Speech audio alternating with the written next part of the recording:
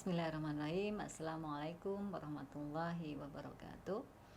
Teman-teman mahasiswa, Bapak Ibu sekalian, mahasiswa program studi Magister Administrasi Rumah Sakit Universitas Muhammadiyah Yogyakarta, kita bertemu kembali di dalam mata kuliah Manajemen Organisasi Sumber Daya Manusia and Leadership in Hospital di rumah sakit. Dan topik kali ini masih dalam topik Communication in Hospital. Setelah beberapa kali pertemuan selanjutnya, kita membahas mengenai bagaimana komunikasi efektif, kemudian bagaimana metode komunikasi efektif yang dijalankan di rumah sakit. Kemudian kita juga membahas mengenai communication style gitu ya, yang seringkali kita jumpai di rumah sakit. Dan kali ini kita akan membahas mengenai proses komunikasi. Kita tahu bahwa the communication process itu dari 100% proses komunikasi, 7% itu verbal, what you said. Kemudian 38% vokal, how you said it, and 55% visual, itu body language atau non-verbal. Sehingga di sini kita tahu bahwa persentase terbesar dari keberhasilan sebuah proses komunikasi itu adalah 55% dari proses visual. Kalau kita jalankan proses visual, paling tidak 55% proses komunikasi itu sudah tersampaikan, begitu ya. Kemudian akan menjadi 93% bila kita tambahkan 38% dengan proses komunikasi yang jelas tadi, dengan vokal yang jelas, how you said it. Kemudian apabila kita jalankan proses komunikasi dengan verbal juga 7% what you said it, itu artinya 100% proses komunikasi sudah terjalankan dengan baik.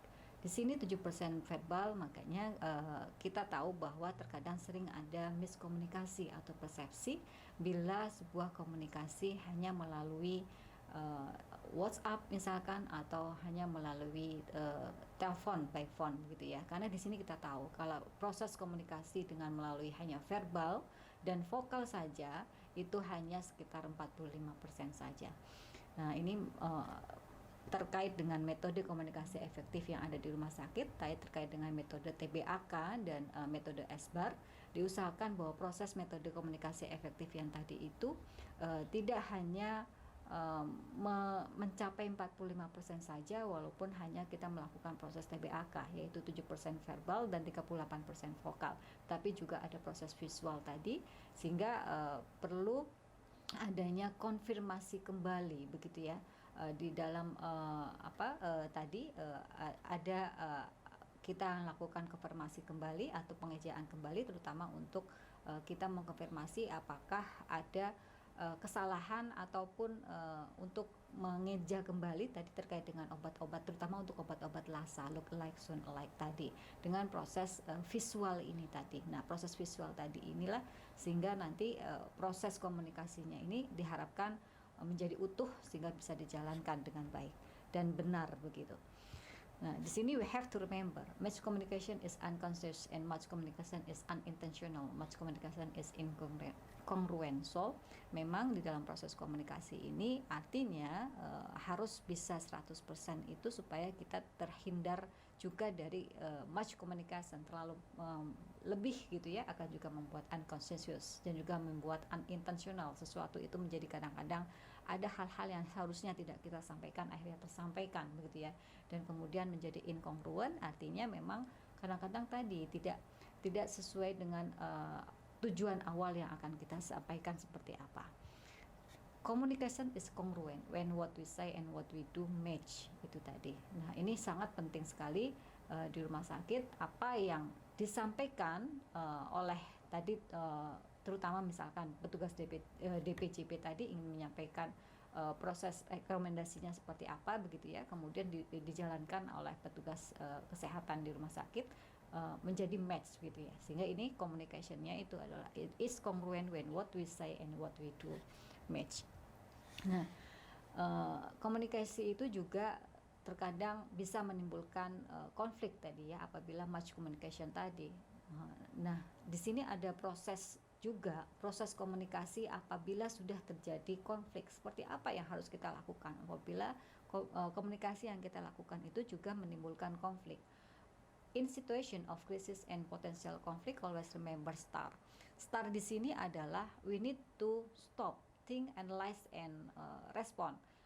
Stop, think itu kita artinya kita sedang melihat situasinya, situation or test, or kita sedang melakukan clearly identified problemnya seperti apa. Di situ kita lakukan stop, kemudian kita menganalisis, membaca situasi, begitu ya, bukan menganalisis, membaca situation, kemudian kita berpikir gitu ya, kemudian kita harus mengerjakan apa nih.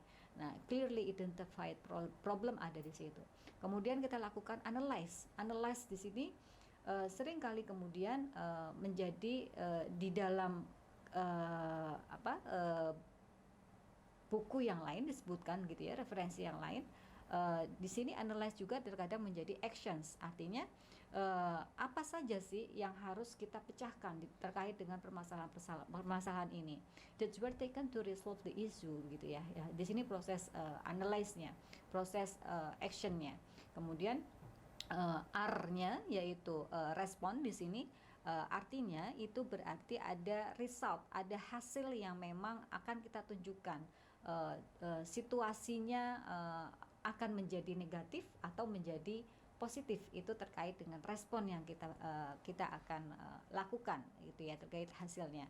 Result that solve the situation when from negative to positive, itulah yang akan jadinya seperti apa ya akan kita tentukan pada saat kita melakukan reaksi, pada saat kita melakukan respon dari proses kita melakukan managing konflik ini di R ini. Jadi pada saat komunikasi kemudian terjadi konflik, kita harus ingat bahwa kita harus remember STAR, stop, think, analyze, and respond. Stop, kita akan melihat situasinya seperti apa, kemudian kita berpikir gitu ya, think gitu ya, kemudian berpikir kita harus melakukan tindakan-tindakan apa, task-task seperti apa gitu ya, kemudian kita melakukan analyze dengan melakukan action that we are taken to resolve the issue-nya seperti apa begitu ya, kemudian kita respon dengan reaksi-reaksi yang memang seharusnya tidak reaksi yang menimbulkan negatif, tapi responnya adalah when from negative to positif.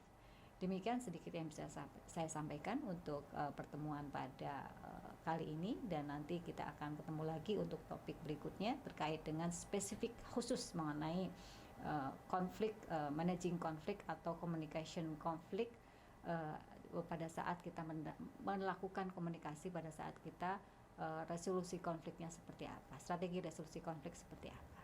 Demikian, terima kasih. Wassalamualaikum warahmatullahi wabarakatuh.